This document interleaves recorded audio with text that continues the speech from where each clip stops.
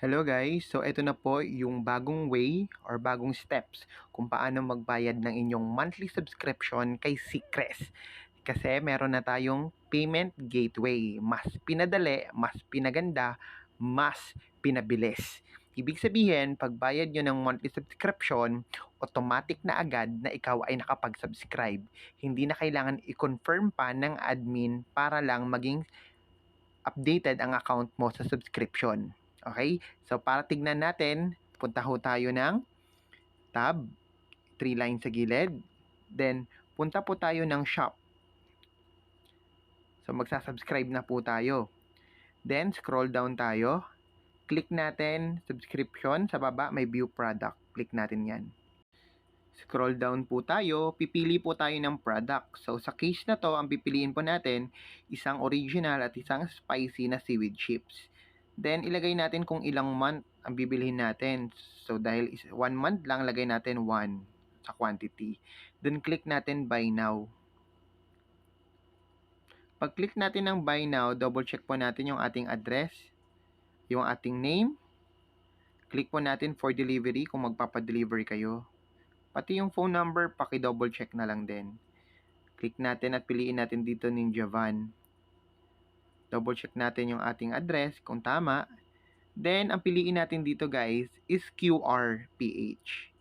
Pag-click natin ng QRPH, ayan, scroll down lang din ulit tayo. Click natin confirm order.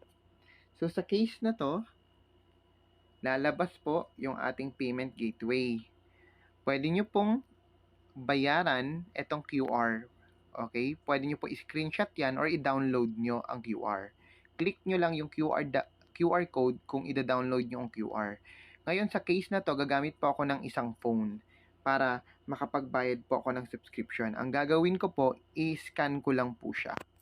Ngayon guys, pupunta po ako sa may GCash ko. I-scan ko po yung code. Okay? So para gawin yon, i-click ko lang sa baba QR, yung nasa gitna. Pag-click ko ng QR, i-click ko po, ayan, kung gagamit kayo ng isang phone, i-scan nyo lang po siya. Pero kapag isang phone lang ang gamit mo, upload QR ang iyong pipindutin. At i-upload mo po doon yung sinave nyo na QR code.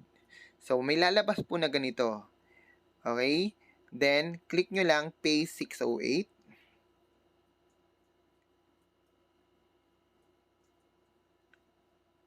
Then, ayan, nagbayad na. Kung makikita nyo guys, sabay po na lumabas. Nag-thank you na po dyan. Ibig sabihin, nakapagbayad ka na. Ang galing, di ba? Ang bilis, walang hassle. Okay, para i-check po kung nakapagbayad na po tayo. Ayan o, nakapagbayad na. I-click po natin etong nasa taas. Ayan, kung makikita po natin guys, may nakalagay na paid. Tapos for delivery na. Ang bilis, di ba?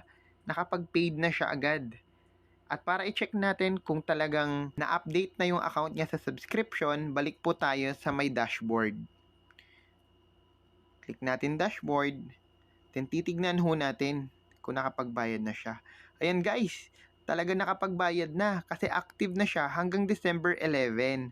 Ang galing! So may iwasan na natin ang hindi inaasahang pagkalaglag natin sa Matrix kasi makakapag-subscribe na tayo on time at real time kasi real time na nagre-reflect sa account natin yung binayad nating subscription at hindi na natin kailangan pang mag-wait na i-approve ng admin. Kaya sa mga ka-team hero dito sa Seacrest, tuloy-tuloy lang po tayo kasi lalong gumaganda ang sistema ni Seacrest. God bless!